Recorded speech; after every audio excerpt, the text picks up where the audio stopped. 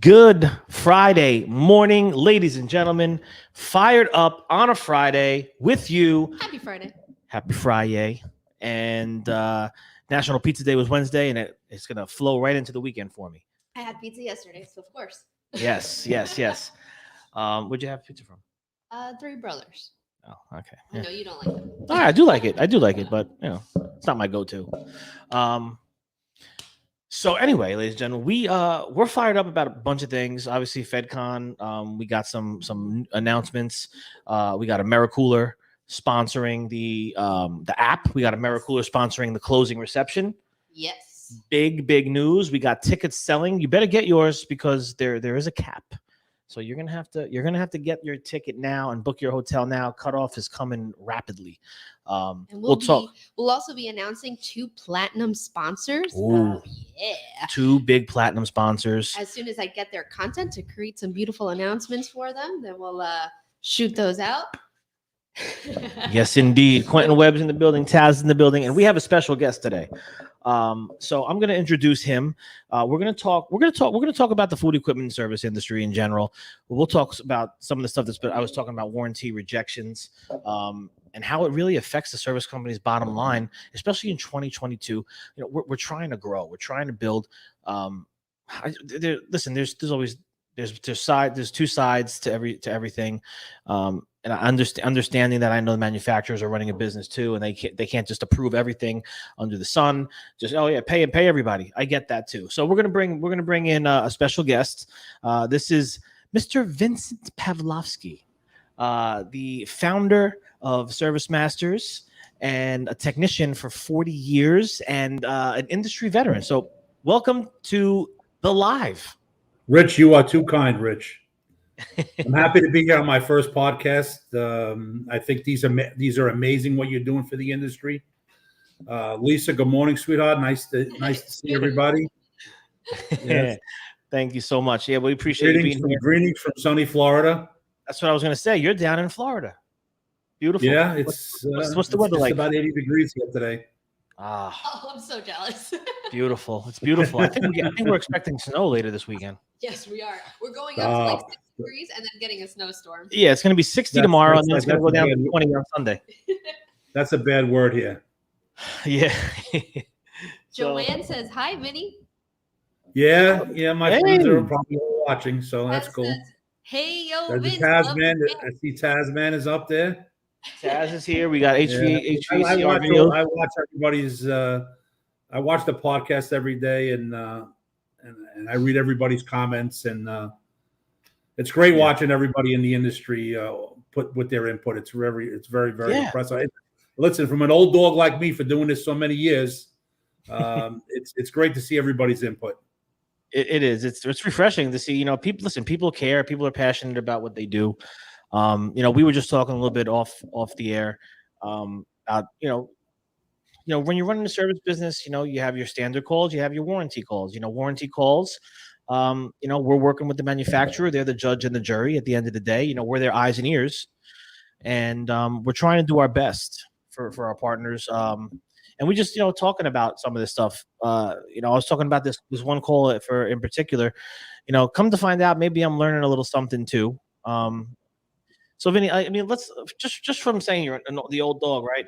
But what from your perspective on the industry and warranty, let's talk a little bit about insight and how your thoughts and feelings are on the manufacturer service partnership. The manufacturer service partnership has changed a lot over the years. It's gotten very intricate and they're watching every little P and Q. The cross T's and the dotted I's, and they're looking for the miswording, and they're really watching every little thing that's been happening these days. Because everybody's watching their costs. Yeah, the labor costs are getting ridiculous here in this country, and everybody's tightening their belts. True. Like I was explaining to you off camera. With my experience as a tech for all the years I've been in this seat here, sending guys on warranty calls, It all starts when you receive the call. What type of call is it? What's going on there? Based on the reported complaint, is it already a non-warranty situation based on the description? A lot of times I've tried to speak to the clients myself to get some insight there, to give the tech a little more insight to what's going on there, to be prepared with the part that's needed. Sending the guy 60 miles and he doesn't have a high limit in his van, or a thermostat, or something, or temperature probe or something, or these are things that you gain over experience from doing it myself all the years I've been doing it and knowing what to watch for. Yeah. A lot of it's, you could send a guy there, send the right guy there. The guy is not a great communicator, so he doesn't express himself properly in the tablet or on the work order. The person that's reading that work order on the other side might not be a technical savvy person, and the person will write, went to a location, found thermostat bad, replaced it, unit is working. Where the guy's there for 4 hours and doesn't write down that he spoke to the manufacturer twice. They had to drain the oil out of the fryer twice. There was a situation where he couldn't get the quick disconnect hose off the fryer to disable the gas. It was a safety situation. All these type of things come into play, and if they're not, if it's not brought forthwith, it becomes a problem 60 days from now when you're trying to get paid. The person that's reading the claim doesn't know all of this, and they're basing it on book time where it says thermostat replacement is 1 hour maximum to replace. That's what they're going to go by. So if you take those type of claims and you times them by 10, at the end of the year, you're talking about a lot of money. Yeah, thousands. And that's just that's maybe just one manufacturer. When you look at it from, okay, we do all 50 manufacturers. Right, when we're dealing with 50 manufacturers like you and I both have done for many, many years. Yes. The claims that are processed are in the hundreds per week. Easily. And if we're I understand that people have jobs, and there's someone in that manufacturers, the warranty room, and they're going by the guidelines, like you said, and they have a job to do. And I get that, and I understand that, but we also have a job to do as well. And some of that job is the stuff you're saying. We need to document better. If we're not, we need to document properly. We need to be better communicators. And listen, if we do misdiagnose or we do something, I do want to own it. There was an instance recently, just a little while ago, that I was fighting for, and I do see, after speaking with you and after getting the response from the manufacturer, I understand that there might have been a little misdiagnostic on the technician. I understand that, but from my perspective, and I'm not trying. I don't want to be nickel and dimed, and I don't want to nickel and dime anybody else. But from my perspective, I have to pay that technician, and payroll is huge in our industry, and it's bigger than it's ever been. If my father were here and he saw the payroll now, he'd punch me in the face. And to understand the payroll situation, these guys are worth every dollar they're being paid. Absolutely. These are the guys that are out there in the trenches. They're hugging their 100. They're lugging 100-pound toolboxes in and out of these places. They're dealing with the water, the mess. Our customers that are aggravated because they got to spend money when they don't want to spend money. They're actually they're frontline people. They're no different than everybody else that they're called frontline people, because they're in the trenches. They're in the trenches. They're in the weeds, and that's why I kind of take it personally, fighting for their time, because they deserve to be paid for every single minute. I have to pay them. I can't get a rejection from someone and say, well, we're only paying an hour, but he was there 3. I can't go and say, hey, Mr. Technician, I'm deducting 2 hours from your check tomorrow. He'll say, okay, that's cool. I quit. I mean, you can't do that. Yeah, that wouldn't be a cool situation. But no. From my experience in all of the years of dealing with situations like this, there have been, and I can't tell you how many, not that there's been many, but there's been times where I've actually started with the beginning and process of the paperwork until it's been paid, and sat guys down and explained it to them minute by minute, second by second, everything that transpired, why it was rejected, why they had to take time off, and the mistake that was or may not have been made, or something that was overlooked. Just to give that side of the table the insight to what's happening. Some guys cared. Some guys could care less. Right. It's your problem. You're the owner. It's your problem. But if it continued to happen again, then we would be in a situation where, well, if these type of things happen, then they will have to be addressed in a different manner, which hoping that never gets to that. Right. But yeah, some manufacturers are more lenient than others. Some will listen and give you I don't want to use the word sympathy, will give you a situation where they feel the pain, they know what's going on, and they will work with you. Some manufacturers are cut and dry. This is it. Have a nice day. We don't want to hear it.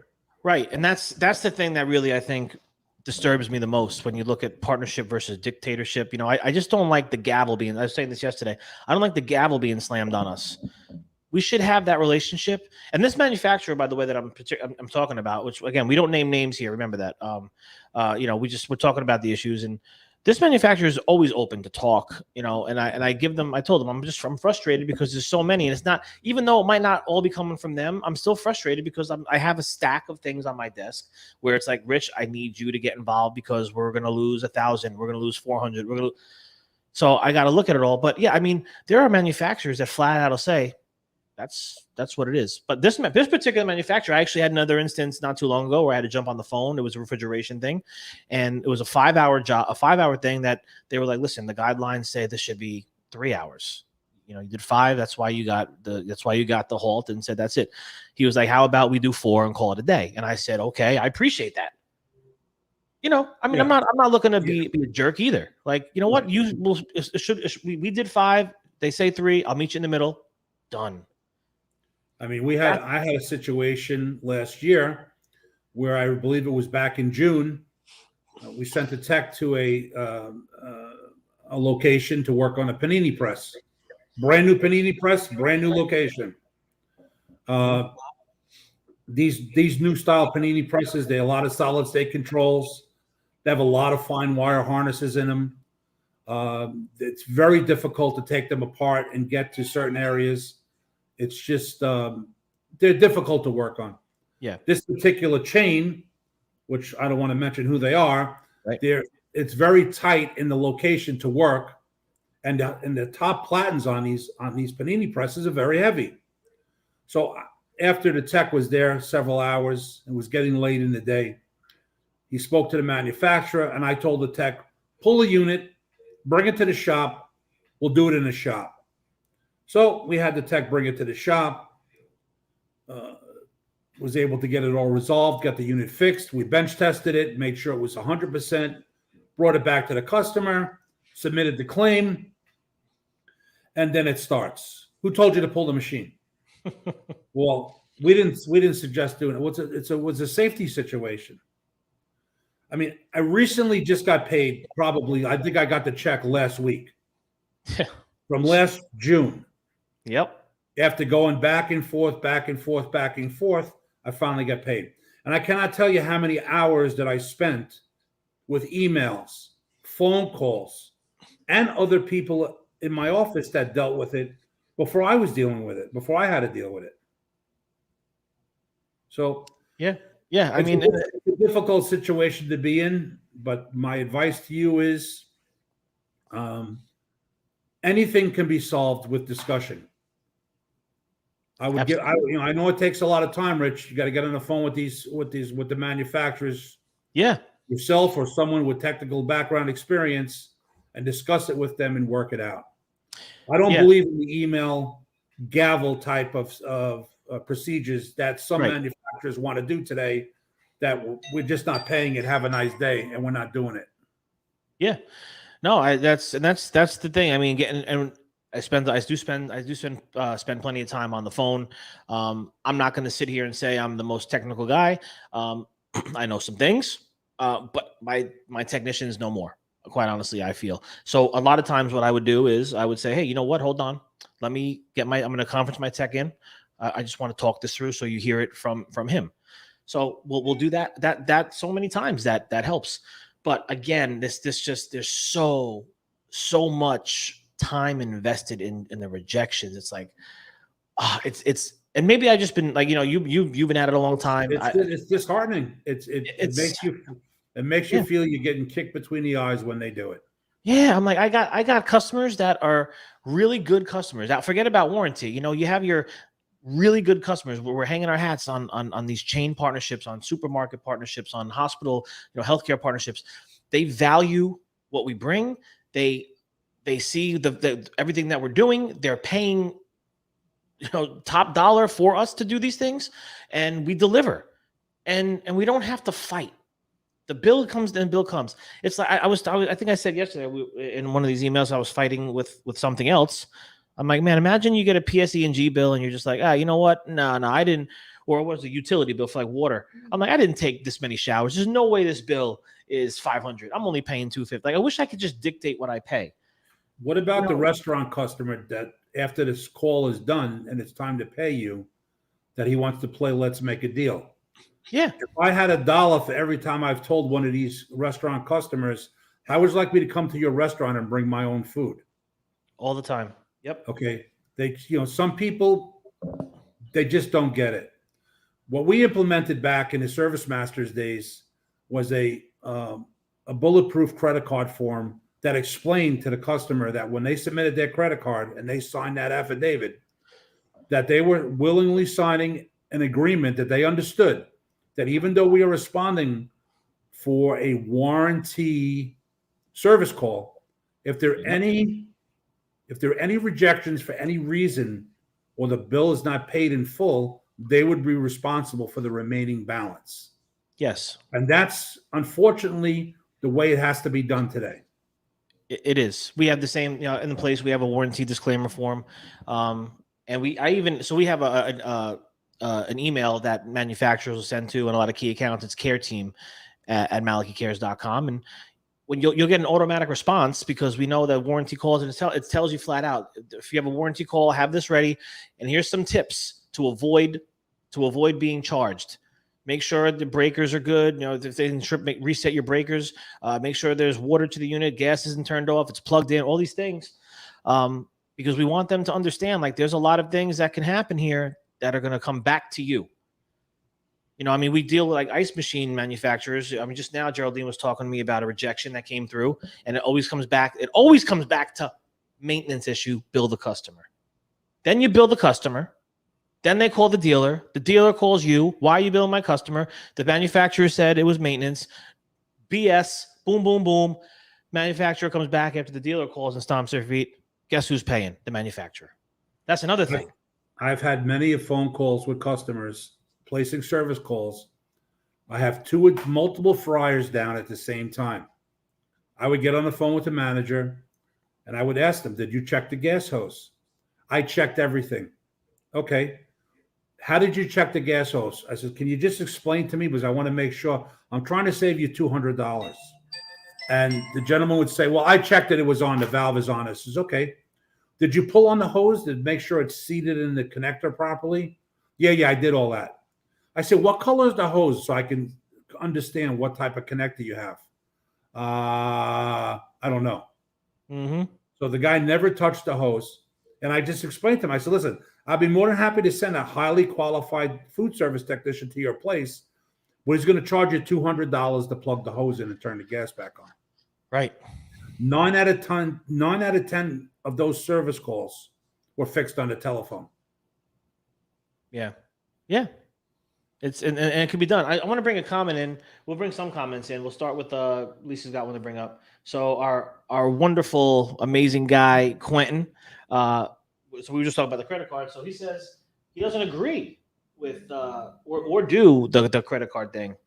Quentin, if you want to, I don't know how much time you have. I know you're probably busy working, but if you have a few minutes to just type up in the comment, what don't you agree with? Why don't you do that? Love to understand why. And something, by the way, Vin, there was a time, because my father had implemented it back when, and there was a time I was like, I don't think we should be doing this. I didn't feel right about it from the perspective, but this was different. This was way back in the early 2000s. I didn't want to I was like, Dad, what if we make the manufacturer mad at us for doing this, and then they don't want to send us calls anymore? And what if we alienate ourselves from the customer, and then we don't get them as a customer because we're trying to get them as a customer? See, but I fast forward to 2022, and I look at it way different now. I have to put Malachy parts and service before anything. The And I key, talked about this the other day. Service masters before anything.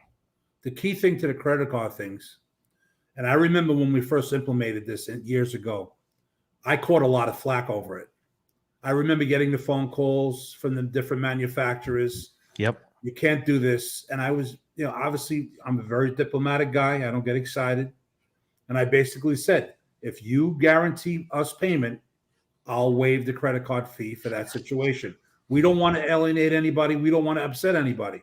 Right. But there's nothing out there that if we go in and spend our hard spent time that costs a lot of money today, and we complete a service call, and someone says, well, we're not paying you, or we don't want to pay you, or we'll send you a check, the check's in the mail, and we never get paid. There's no ramification. What are you going to do? Yeah. Take the small claims court? I Right. gotta go spend hours out of my day sitting in a small claims court and For a hope few I $100 get a bucks? judgment against someone that has no money in the bank. It becomes No. a problem. It does, and that's and if you do fast forward to today, talk to the manufacturers and the reps and the dealers. They're all about it now. Absolutely, they're like, you know what, we got your back in that situation. We want to make sure the service company is protected. Yeah, so the tables have turned, but like I said, there we did catch some things like how dare you ask them for a credit card? It's under warranty. And I think that's the misperception too over the years. Even today, there's a misperception. It's under warranty. Just call the manufacturer and they'll dispatch a service and you're taken care of. And then we get there and we found out that the customer punched the digital display because something wasn't working, and they literally abused the unit. And it's like, well, what about the conveyor toaster when they put 240 volts to it when it's only 208? right? We're a national chain. This shouldn't be implemented to us. Yeah. So I mean, we have to cover ourselves. If we're not staying healthy and profitable, we're not going to be here for you. We're not going to be here for the manufacturer, the customer. We're not going to be here for anybody. We're going to be looking for new jobs. So that's I put this in high regard. We have to fight for these dollars. We have to fight.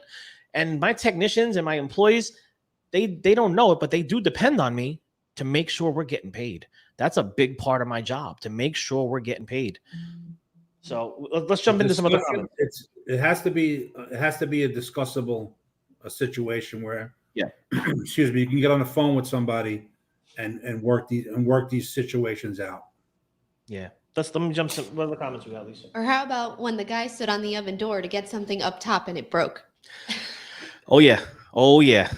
Back in the day, at the New York Restaurant Show, Lester Corbo used to stand on top of the jade oven doors to show everybody how strong they were. I was just going to say, Jeff Hessel used to jump on top of them up and down at the show all the time. Yeah. You remember that, Rich? Yeah. Jeff Hessel used to do that all the time. He used to stand on the door. They were that strong. But there are oven doors that aren't as strong, and people do use them as step ladders. And listen, I mean, my technician will go in there and be like, "Hey, Rich, we need another door. We need the this, that." I'm like, all right, well, that's another $12. That's a $1,200 job right there. Sometimes, I mean, this is why we're in business. So Quentin clarified a little bit. Okay. Customers don't like it, and I wouldn't want to do it as a customer. I really believe it creates a trust issue. You also have some companies that will double bill the manufacturer and the customer. Oh, well, I mean, that's an integrity thing. Right. That's a big integrity thing.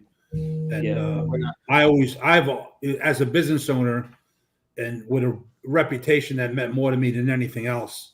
Yep. We made quadruple sure that those type of things never, ever happen, because you would lose a lot if you get caught doing stupid things like that. Oh yeah. It's that's that's not even in my vocabulary, that stuff. Yeah. Ted says, please don't show those videos in a Walmart. Please, please, please. Yeah. What else we got? Anybody else up there? Did I see anybody? Oh, I've been showing all those comments. Those are just comments on what you're saying. So you guys are good. Okay. So yeah, I mean, I got about 10 minutes left. So if anybody else has any questions or comments, please feel free to jump in.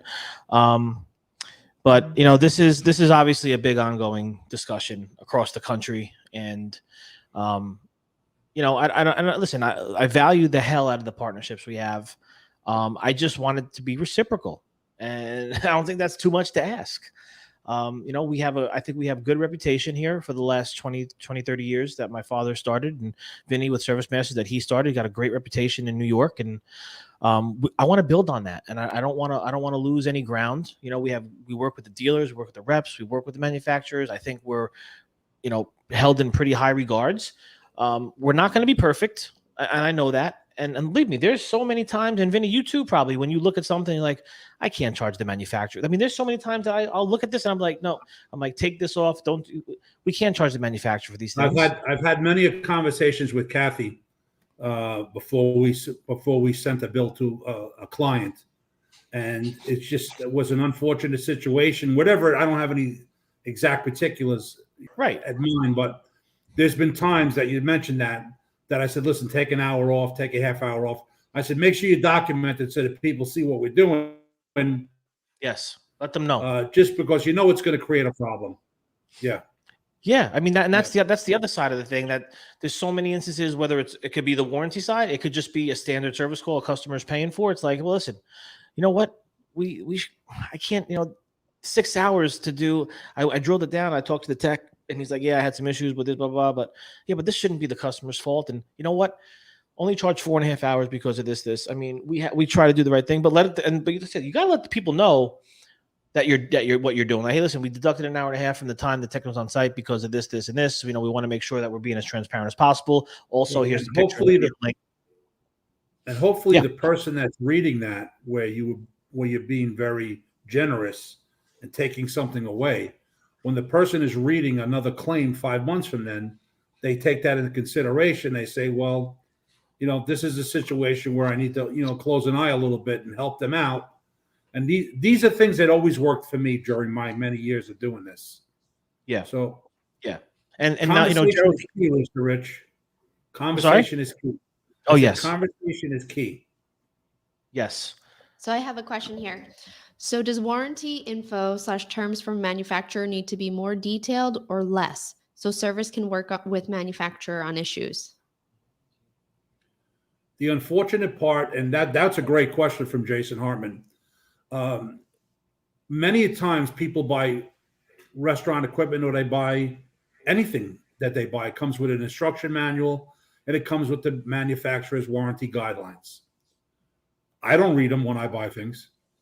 I only read them when I have a problem and I want to see what's covered. But most people don't read them. Most people don't even keep them. They throw them away. They never take them out of the plastic. But everything is clearly marked in the manufacturer's warranty situation. It is, and Jason, that is a good question. I think this starts at the inception of the sale. So there's dealers and reps that are selling equipment out there across the country, and it's a beautiful thing because that means we get equipment to install and work on, right? But I think there has to be more discussion up front. I've talked about this before. If you're sitting down with a customer, especially if you're selling a combi oven or these big 10-pan steamers or these banks of, there should be a discussion like, okay, listen, there's going to be a factory certified install that comes with this combi oven, but that install is going to require some things. So we need to go look at your site. We need to make sure there's a proper drainage. You got everything set up properly with water and gas. Is the electrical set proper? Like, because we walk into these situations a lot. Before we even get to a service call, forget that. After we do the site survey and we hand the customer something like, you're going to have to upgrade your electric, plumbing, blah, blah, blah. And now I didn't know I was going to have an $8,000 plumbing and electrical bill. No one told me that. They're mad at me, and stuff like that. So there needs to be discussions on what's going on with the install, but then the customers should be sat down, and it takes 90 seconds or less to say, by the way, here's your warranty guidelines. Let me just go over some real important points. Wear and tear on gaskets and bulbs and stuff, that's never going to be covered. Also just remember, if there's an improper installation, if you didn't have a certified person and it's an improper install and a factory certified tech comes, they're not going to cover that either. They're not going to cover water damage or a user error that they don't know how to use it. So all these things, these should be just discussed up front, sitting down with the customer. This has always been a problem in the industry, even when I go back to 25 years ago, where dealers and it could be reps, but mostly the dealers. They're selling equipment, and I understand everybody's in business to make money.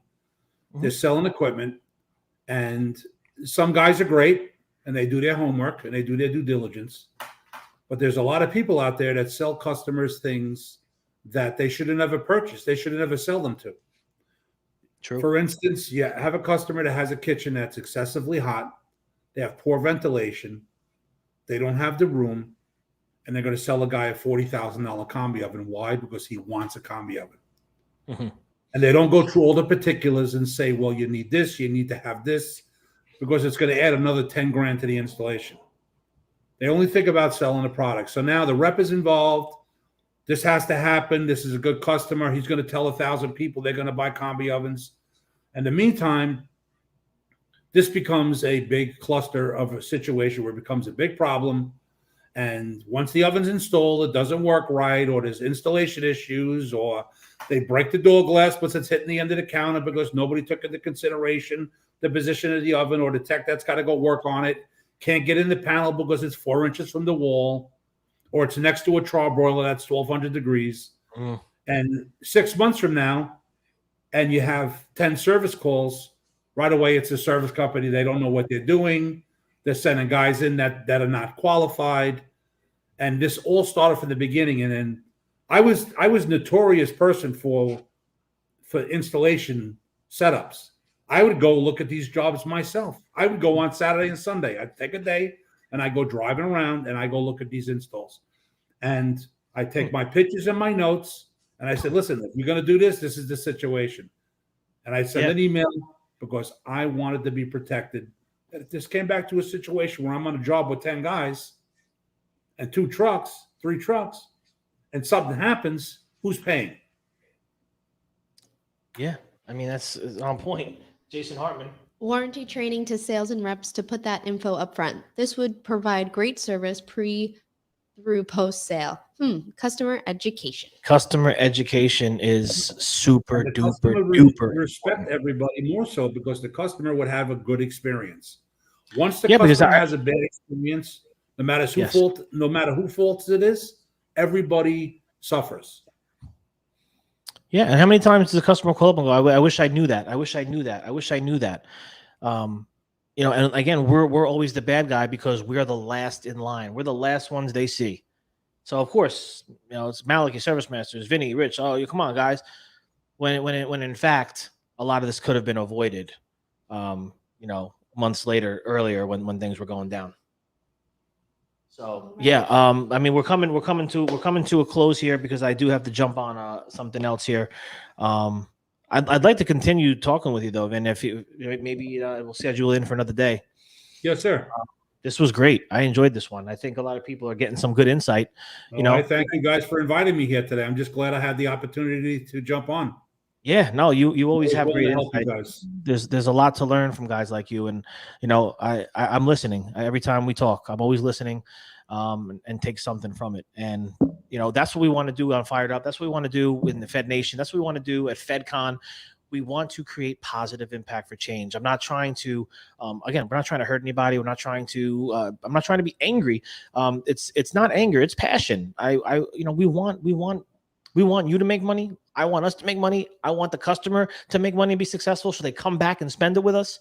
And that's the beauty of what we have here. It's a very big chain, and we need to care for it more, and we need to be open-minded more. I look at this as a network of very positive, educated people in this industry. And this is a platform for not only myself, everyone else that's out there that has a lot to say about the industry. Gives us an opportunity to speak on a platform where we're heard. You know, it's all about education. You want to educate the young guys out there. So in 40 years from now, when they're sitting in a situation like I am, they learn from the best people in the business. Hell yeah. That's what this is. And so if anyone is watching and they want to jump on and schedule a time to talk about what's going on in your world and in your sector of the industry, we want to do that. We want to keep bringing things to light and talking about them. So Ben, I appreciate your time. Have a beautiful weekend. My pleasure. I'm happy to be with you both. Thanks, Vinny. Likewise. Lisa, And you're doing a great job, Lisa. I just wanted to say that you're doing a great job keeping Rich in line. Thank somebody you. has to. Keeps it moving. So, Ivan, thank you so much. We'll see. All right, guys. I'm sure I'll talk to you guys soon. Have a great weekend.